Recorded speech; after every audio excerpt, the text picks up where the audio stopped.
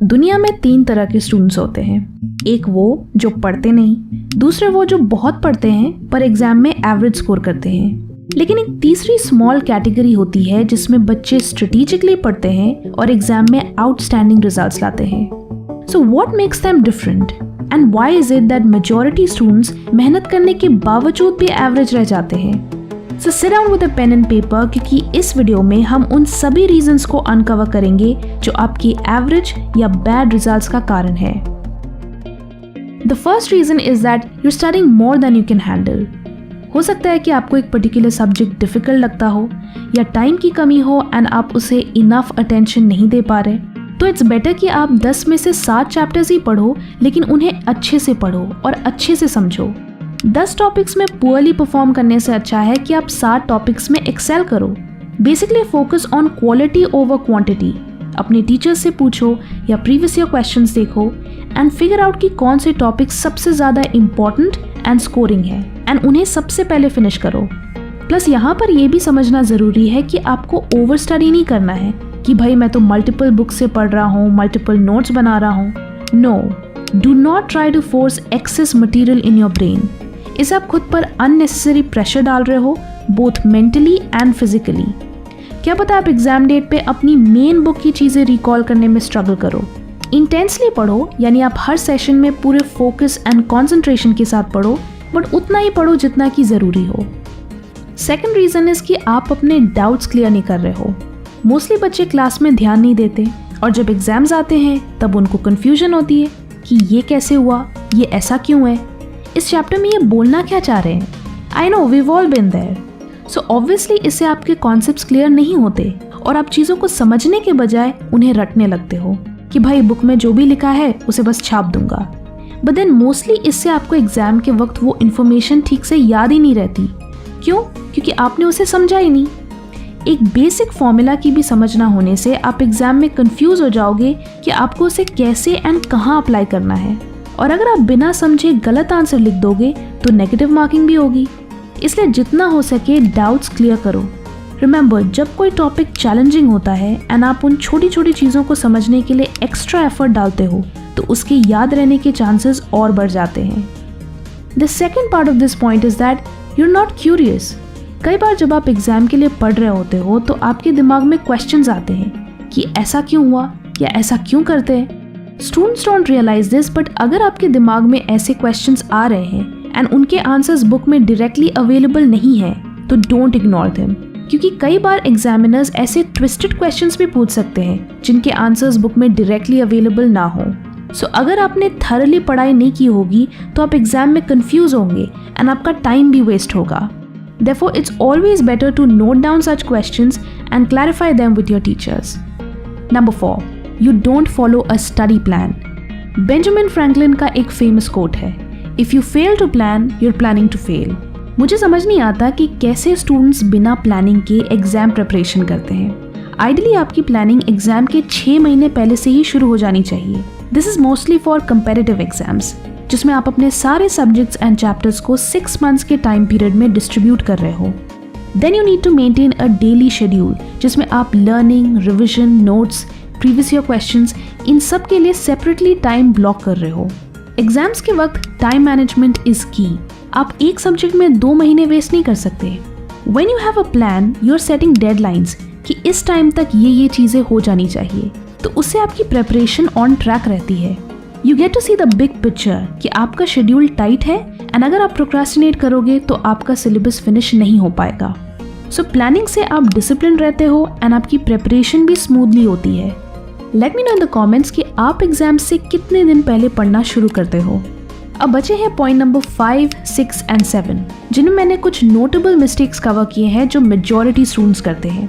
लेकिन उन्हें जानने से पहले, अगर पुअर रिजल्ट्स की वजह से आप अपने करियर में आगे नहीं बढ़ पा रहे या बहुत कोशिश करने के बाद भी आपको सही अपॉर्चुनिटीज़ नहीं मिल रही, तो आप री-लेवल बाय अनअकैडमी को ज़रूर ट्राई करें। Irrespective of your educational background, experience और डिग्री, री-लेवल प्लेटफॉर्म आपको आपकी ड्रीम जॉब दिलाने में हेल्प करेगा। ये आपको आपके एप्टीट्यूड एंड स्किल्स के बेसिस पे जॉब दिलाते हैं। इनके प्लेटफॉर्म के थ्रू कैंडिडेट्स को 75 करोड़ तक के ऑफर्स प्रोवाइड किए गए हैं और करीब 1100 जॉब ऑफर्स रिलीज किए गए हैं जो IIT या IIM के एनुअल नंबर से भी ज़्यादा है। इतना ही नहीं, आपको यहाँ टॉप कंपनीज जैसे बिस्लरी, पेटीएम, मीशो एंड ऐसे ही 800 से भी ज़्यादा कंपनीज में जॉब्स प्रोवाइड किए जाएंगे। आपको सिर्फ री-लेवल के प्लेटफॉर्म पर जाकर उनका फ्री टेस्ट देना है। Yes, this test is completely free. अगर आप क्वालिफाई करते हैं तो आपको भी इन कंपनीज में काम करने का मौका मिलेगा। आप टेक, सेल्स और HR जैसे 11 डोमेन्स में अपने करियर की शुरुआत कर सकते हो। सबसे बड़ा प्लस पॉइंट ये है कि री-लेवल न सिर्फ आपको जॉब दिलाने में मदद करेगा, बल्कि आप उनके प्लेटफॉर्म से 11 अलग अलग डोमेन की तैयारी भी कर सकते हो। री-लेवल के कोर्सेज सारे बेसिक कॉन्सेप्ट्स को कवर करते हैं, यानी अगर आप एक फ्रेशर हो या आप जॉब स्विच करना चाहते हो या किसी नई फील्ड में एंटर करना चाहते हो, तो ये कोर्सेज आपको इन 11 डोमेन्स में कम्पिटेंट बनाने में हेल्प करेंगे। ये एक एडिशनल सर्विस है जिससे आप फ्री टेस्ट के लिए प्रॉपर्ली प्रिपेयर भी कर सकते हो। आपको बस उनके कोर्स के लिए अप्लाई करना है एंड टेस्ट क्लियर करना है। तो आप भी इस अपॉर्चुनिटी का फायदा उठा सकते हैं। री-लेवल कोर्सेज एंड टेस्ट को री-लेवल की वेबसाइट पर चेक करें। सीट्स लिमिटेड है लेकिन अपॉर्चुनिटीज अनलिमिटेड हैं। Link is in the description. Number 5. You're studying properly but you're answering wrongly. यानी आपके पढ़ने का तरीका तो सही है लेकिन आपकी आंसर राइटिंग स्किल्स वीक हैं। Sometimes स्टूडेंट्स क्वेश्चन में दिए गए डायरेक्टिव्स को केयरफुली ऑब्जर्व नहीं करते, जैसे discuss, critically discuss, justify, describe and गलत अंडरस्टैंडिंग की वजह से गलत आंसर लिख कर आ जाते हैं।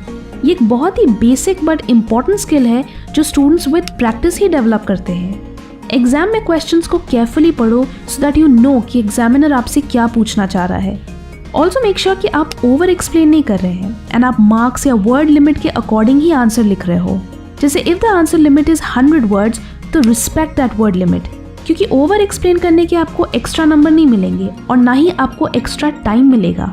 The best tip to avoid such mistakes is that अपनी रीडिंग टाइम में इन हुक वर्ड्स को अंडरलाइन करो एंड बिल्कुल शॉर्ट फ्रेजेस में उस आंसर के पॉइंट्स या कीवर्ड्स बगल में लिख दो। इससे आप बाद में उन्हें भूलोगे नहीं एंड उन्हें रिकॉल करने के चक्कर में आपका टाइम भी वेस्ट नहीं होगा एंड इससे आप क्वालिटी एंड एक्यूरेट आंसर्स लिखोगे। Number 6. You are ignoring your weaknesses.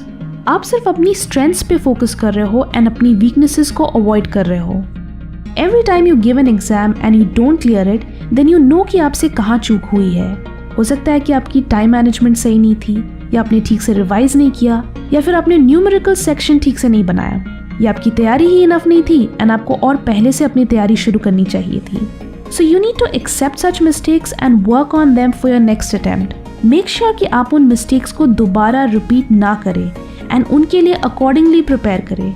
Sometimes students ऐसी चीज़ों को जानते हुए भी एंड मोमेंट तक निगलेक्ट करते हैं एंड फिर एग्जाम डेट पे वापस पछताते हैं। And the last point is that you study passively. जैसा कि मैंने प्रीवियस पॉइंट्स में कहा कि अगर आपके लिए स्टडिंग एक चैलेंजिंग एंड स्टिमुलेटिंग टास्क नहीं है तो आप इफेक्टिवली नहीं पढ़ रहे हो।